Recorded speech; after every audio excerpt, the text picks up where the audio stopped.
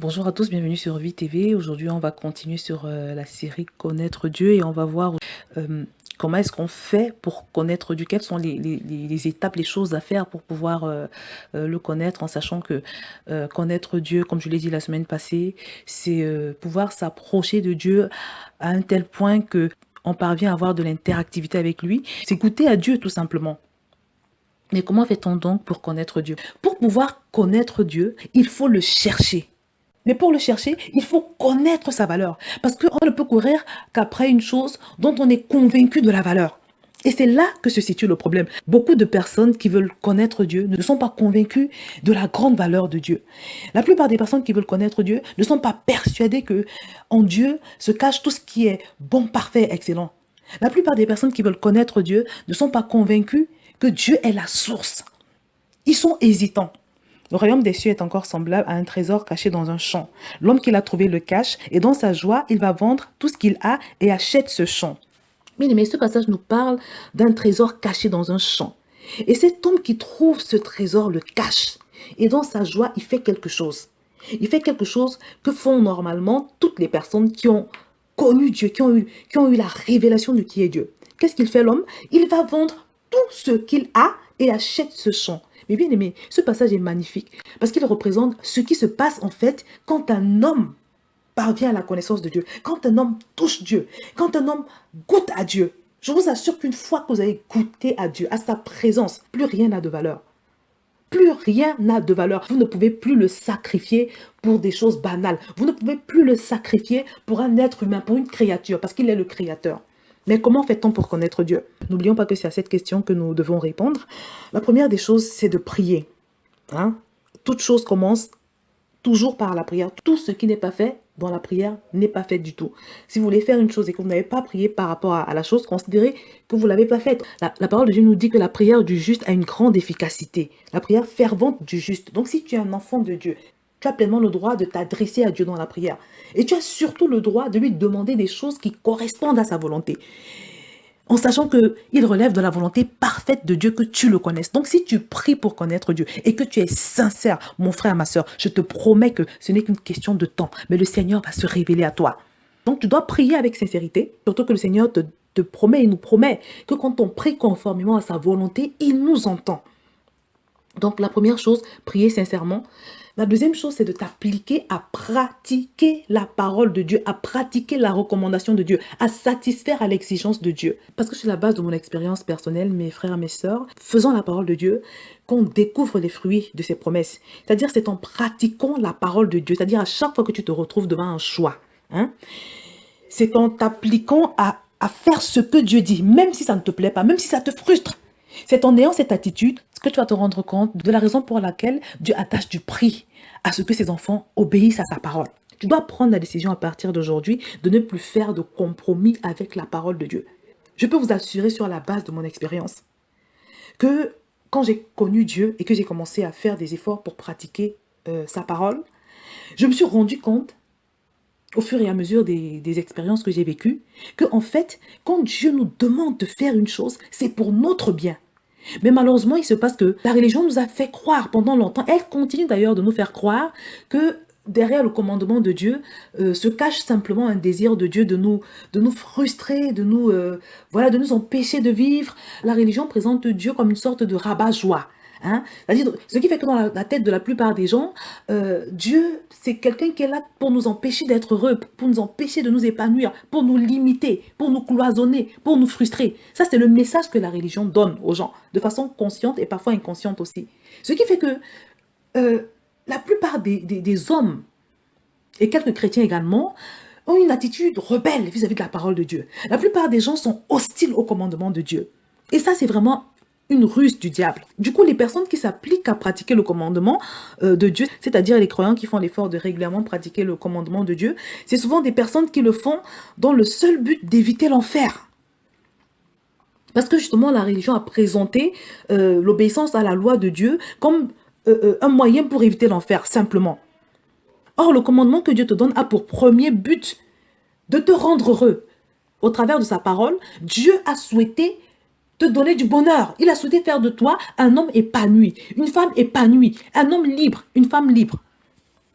Par exemple, je ne savais pas que Dieu pouvait consoler quelqu'un physiquement. Je ne savais pas que je pouvais prier et avoir la présence de Dieu. Je ne savais pas que quand on traverse une difficulté, par exemple, c'est-à-dire quand tu passes par un moment difficile où tu te sens seul parce que personne autour de toi ne peut t'aider ou bien parce que tout simplement les gens t'ont abandonné, je ne savais pas que quand on traverse ce genre de période, je ne savais pas que Dieu pouvait venir nous consoler avec sa présence. Je l'ai vécu plusieurs fois. Dans des moments où j'étais dans une détresse profonde, où j'étais seule, où j'étais abandonnée, où je ne savais plus quoi faire, où même mon pasteur ne pouvait pas m'aider. Je vous assure, ce sont des périodes où j'ai vu Dieu me porter. J'ai vu Dieu me consoler. J'ai vu Dieu m'anesthésier. Parce que quand tu es en train de prier, par exemple, et que Dieu vient te rendre visite dans la prière, qu'il vient avec sa présence, tu le ressens physiquement. Je vous assure, c'est quelque chose de physique. C'est une présence qui te pense le cœur. C'est une présence qui t'apaise. C'est une présence qui t'anesthésie. C'est une présence qui fait que, avant d'entrer dans la prière, tu avais le cœur déchiré par la douleur. Et pendant que tu pries, il vient avec sa présence. Tu te retrouves anesthésié. Tu ne ressens plus de douleur. Et ça dure tout le temps que tu passes dans sa présence. Et c'est quelque chose de tellement fort que, quand ça arrive, tu n'as pas envie de sortir de la prière. Tu n'as pas envie de t'arrêter. J'ignorais complètement qu'en cherchant Dieu, en m'approchant de lui dans la prière, je pouvais vivre ce genre de choses. Mais j'ai obéi à cette parole qui nous dit de chercher Dieu. Parce que si on le cherche, il se laissera trouver par nous. J'ai obéi à cette parole et le Seigneur s'est laissé trouver. Et il m'a montré que dans cette vie, rien ne vaut plus que la présence de Dieu. Vous savez, la parole de Dieu nous dit que la vie éternelle, c'est que nous puissions connaître Dieu. La vie éternelle, c'est quoi? C'est le paradis. Et connaître Dieu, c'est atteindre ce niveau où tu expérimentes sa présence. Et je vous le redis, la présence de Dieu, c'est le paradis. La présence de Dieu, c'est le paradis parce que c'est une sensation de bien-être que tu ne trouves nulle part ailleurs, à aucune autre occasion. Et je le dis souvent, je le dis toujours, que cette sensation qu'on éprouve quand Dieu vient nous rendre visite dans la prière, je pense que elle est proche de la sensation que nous allons éprouver quand nous irons au paradis. C'est pour ça que la parole de Dieu nous dit que la vie éternelle, c'est qu'on connaisse Dieu. Parce que connaître Dieu, c'est pouvoir aller dans sa présence, c'est pouvoir vivre sa présence. Tant que tu n'as pas expérimenté cette dimension, on ne peut pas vraiment dire que tu connais Dieu. Tu es certainement dans le processus de connaître Dieu, mais tu ne l'as pas encore connu, tu ne l'as pas encore touché, tu n'as pas encore goûté à sa glorieuse présence. Parce que quand tu as expérimenté cette chose-là, je vous assure mes bien-aimés, il n'y a plus rien qui puisse faire concurrence à ton Dieu. Rien ni personne. Tu ne luttes plus avec le péché. Parce que vous savez, on ne peut pas hésiter trop longtemps quand il faut choisir entre l'or et le bronze, par exemple, ou entre l'or et l'argent. La personne qui hésite entre l'or et l'argent, c'est la personne qui n'a pas connu ce que c'est que l'or. C'est la personne qui ignore, qui ne sait pas discerner. Parce qu'une personne qui discerne entre l'or et l'argent ne réfléchit pas. Elle ne fait pas de compromis. Elle choisit l'or, un point c'est tout. Et c'est ce qui se passe en ce qui me concerne particulièrement. Les gens me demandent parfois comment tu fais pour résister au péché. Et bien simplement, pour moi, il n'y a même pas de choix, il n'y a pas à réfléchir. Je préfère souffrir et faire ce que Dieu demande. Parce que je sais que Dieu est tout ce qui existe de plus précieux. Et je ne veux pas perdre sa présence, je vous assure. Parce que sa présence vaut mieux que tout ce qui existe. Et aussi, je voudrais te préciser que je ne savais pas. La plupart des gens, par exemple, ne savent pas que Dieu veut notre bien quand il nous interdit la fornication.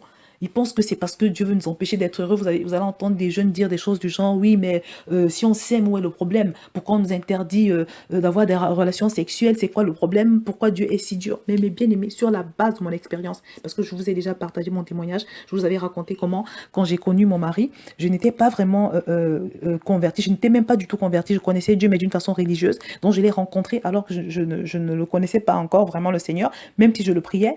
J'ai donc connu mon mari dans ce temps d'ignorance et je l'ai également connu après avoir découvert Dieu, après que le Seigneur se soit révélé. Et je peux vous assurer qu'ayant connu mon mari avant d'avoir la révélation de Dieu, c'est-à-dire en vivant dans le péché, dans la fornication, et l'ayant connu également après, parce que par la grâce de Dieu, nous nous sommes convertis par la suite, je peux vous assurer que ce n'est pas du tout la même chose. Ce n'est pas la même chose. Quand vous incluez Jésus dans l'affaire, quand vous incluez Jésus dans votre couple, quand vous faites de sa parole le roc, vous voyez la différence. Vous comprenez que Dieu est le concepteur de la relation homme-femme. C'est lui qui a conçu la chose. Et vous comprenez l'importance de respecter les lois qui vont avec. Parce que plus nous avons installé Jésus au centre de nos vies respectives déjà, et puis au centre de notre couple, plus j'ai vu la paix s'installer dans notre foyer, plus j'ai vu notre couple vivre l'excellence sur tous les plans. Ça fait 16 ans que je suis mariée, mais je vous assure que c'est aujourd'hui que je comprends véritablement pourquoi la parole de Dieu nous demande de vivre la vie de couple après le mariage et selon les règles de Dieu. Et pourtant, quand Dieu nous dit de ne pas forniquer, il ne nous explique pas tout ça. Et c'est souvent pour ça, comme Dieu ne s'explique pas, qu'on a l'impression que c'est par fantaisie qu'il nous interdit de faire certaines choses. Je vous ai parlé de ma fille aussi, par exemple. C'est en voyant l'exemple de ma fille que j'ai compris pourquoi la parole de Dieu nous demande d'instruire l'enfant dans les voies du Seigneur, d'apprendre à nos enfants à connaître Dieu et à marcher dans ses voies. Parce qu'une fois que ma fille a connu Dieu, je vous assure, je n'ai plus... Il y a une transformation radicale dans sa vie. Vous savez, les enfants en temps normal, il faut beaucoup être après eux, pour tout et pour rien. Il faut à chaque fois leur rappeler les règles. Il faut leur rappeler de ranger leur chambre. Il faut leur rappeler d'étudier leurs leçons. Il faut même parfois leur rappeler de se doucher, sinon ils ne le font pas. Il faut tout le temps être après les enfants, la plupart des enfants, des jeunes, des adolescents. Mais une fois qu'elle a donné sa vie au Seigneur Jésus, je vous assure, je n'ai plus besoin de faire la police derrière elle. Elle fait tout comme il faut. Et parfois, c'est elle qui me rappelle la parole de Dieu. Donc, mes bien-aimés, au travers du témoignage de ma fille, j'ai compris pourquoi la parole de Dieu nous demande d'éduquer nos enfants selon les voies du Seigneur. Des témoignages comme celui-là, je peux vous en donner 100. Au fur et à mesure que je me suis employée à pratiquer ce que Dieu dit, il y a eu des témoignages qui ont fait que je comprends que l'un des moyens de connaître Dieu, c'est de pratiquer sa parole, c'est de pratiquer ses recommandations, c'est de s'appliquer à faire ce qu'il nous demande. Parce que comme je l'ai dit, au bout, il y a toujours une surprise. Au bout, tu finis toujours par être étonné. Par être étonné de voir ce que Dieu fait. De voir le fruit de l'obéissance. De voir la promesse qui est attachée à chaque parole de notre Seigneur. Donc, mon frère, la deuxième chose, c'est vraiment de s'appliquer à faire ce que Dieu nous demande, même si tu n'y crois pas. Et c'est pour ça que la parole de Dieu nous dit que le royaume appartient à ceux qui sont comme des enfants. C'est-à-dire ceux qui croient, quand Dieu dit une chose, ils croient que si Dieu l'a dit, même si ça ne me plaît pas, même si ça ne correspond pas à mon système de pensée, même si ça ne correspond pas à ma culture, même si ça ne correspond pas à ma façon de fonctionner, même si ça ne correspond pas à ma façon de voir les choses. Comme c'est Dieu qui a parlé, je m'exécute. L'homme qui fait ça, l'homme qui fonctionne comme ça, l'homme qui raisonne comme ça, est un homme qui est béni et qui ira loin. C'est un homme ou c'est une femme qui aura un grand témoignage. Donc, c'est très important de s'appliquer à pratiquer la parole de Dieu. Mon frère, ma soeur, à partir d'aujourd'hui, applique-toi à pratiquer la parole de Dieu. Mets Dieu à l'épreuve. Mets ton Seigneur à l'épreuve. Et tu reviendras me voir. Tu viendras témoigner. Tu verras ce qu'il fera dans ta vie. Il va te surprendre. Et quand il va te surprendre, mon frère, ma soeur, ce qu'il va faire sera tellement grand que tu n'auras pas d'autre choix que de devenir femme de lui, que de devenir obsédé par Dieu, que d'entrer, de te retrouver dans le club des passionnés de Dieu. Donc, applique-toi à faire ce que Dieu dit. Cultive cette habitude. La deuxième chose à faire, mes bien-aimés, pour connaître Dieu, c'est de manifester sa soif, c'est-à-dire de s'exposer à tout ce qui nous rapprocherait de lui. Parce que au fur et à mesure que tu t'exposes à la méditation de la parole de Dieu, au fur et à mesure que tu t'exposes à la communion fraternelle, par exemple, fréquenter un groupe de frères ou de sœurs qui sont passionnés pour le Seigneur, qui aiment Dieu, qui ont des témoignages, des personnes qui vivent avec le Seigneur, à force d'écouter des enseignements, à force de te frotter à tout ce qui te rapproche de Dieu, mon frère, ma sœur, un jour ou l'autre, il finira par se passer un déclic. Tu finiras par avoir un déclic. Tu finiras par avoir une illumination. Tu finiras par avoir la révélation que Dieu incarne tout ce qui existe de plus beau, de plus magnifique. Plus tu t'exposes à la parole, plus tu t'exposes aux enseignements et à tout le reste, plus tu donnes à Dieu l'occasion, ou si tu veux l'opportunité, de se révéler à toi. Parce qu'il y a des personnes qui veulent connaître Dieu, mais qui veulent que ça se passe comme ça, comme par un coup de baguette magique. Mais non, mon frère, ma soeur, permets-moi de te dire que connaître Dieu n'est pas le fait d'un accident. Dieu se cherche. Et comme je l'ai dit dans la précédente vidéo, en fait, le Saint-Esprit répond à la faim ou à la soif qu'il trouve dans ton cœur. Il faut qu'il y ait une faim dans ton cœur. Il faut qu'il y ait une soif. Et c'est une faim qui n'est pas juste théorique comme ça. C'est une faim et une soif qui se manifestent par des actes. Dieu se cherche. Et c'est pour ça qu'il dit dans sa parole que si tu le cherches de tout ton cœur, il va se laisser trouver par toi. Donc, mon frère, ma soeur, retiens que pour pouvoir connaître Dieu, tu dois l'aimer de tout ton cœur, de toutes tes forces. Et que pour pouvoir en arriver là, il faut qu'auparavant, tu aies pu discerner sa valeur. Et on a donc vu que la première des choses à faire, c'est de prier. Parce que tout ce qui existe se manifeste par la prière. Et le moyen par excellence de créer des choses dans le règne spirituel, c'est la prière. Donc la première des choses, c'est de prier avec ardeur. La deuxième des choses, c'est de t'appliquer à faire tout ce que Dieu dit. c'est t'appliquer à pratiquer la parole de Dieu. Parce que c'est au travers de la pratique de la recommandation de Dieu que tu vas te rendre compte des bénéfices de cette parole et que tu vas te dire, ah, donc ce que Dieu disait était vrai. Et qu'au fur et à mesure, il va se développer comme une relation de confiance entre Dieu et toi. Et tu vas découvrir des choses qui vont t'étonner. Et ces découvertes vont t'attacher à Dieu. Donc la deuxième chose, pratiquer la parole de Dieu. Et tu seras surprise de voir ce que tu auras au bout. Et enfin, t'exposer à tout ce qui peut donner à Dieu l'occasion de se révéler à toi. Donc voilà mon frère, ma soeur, pour finir, on va prier. On va demander simplement au Seigneur de te remplir de cette faim, de cette soif. On va lui demander de t'aider, de te donner la simplicité d'un enfant, hein, la capacité de faire toutes ces choses qui vont te mener à la pleine révélation de qui est Dieu. Seigneur, je dois te remercier pour cette parole que tu nous donnes encore aujourd'hui. Merci infiniment, Père, parce que nous croyons que si tu envoies cette parole, c'est parce que tu veux qu'il y ait davantage de personnes qui te connaissent véritablement, qui goûtent à ta présence, qui te touchent. Alors, je voudrais élever ce frère qui m'écoute au trône de ta grâce. Je voudrais élever cette sœur qui m'écoute, Seigneur. Je prie pour que toi-même, tu mets la faim dans son cœur, que tu crées la soif dans son cœur, parce que tu dis dans ta parole que tous ceux qui ont faim seront rassasiés. Seigneur, mets ta faim dans son cœur. Je prie que tu ouvres ses yeux, afin qu'il découvre, qu'il discerne ta gloire, qu'il discerne ta valeur. Je prends autorité sur tout esprit de paresse spirituelle. Je prends autorité sur tout esprit d'anorexie spirituelle qui empêche à ce frère d'aller vers la parole, d'aimer méditer ta parole. Je brise toute chaîne qui enchaîne cette sœur, qui enchaîne ce frère, de manière à l'empêcher d'aller vers ta parole qui libère, ta parole qui restaure, ta parole qui surprend, ta parole qui fait passer à l'autre dimension. Seigneur, touche ce frère.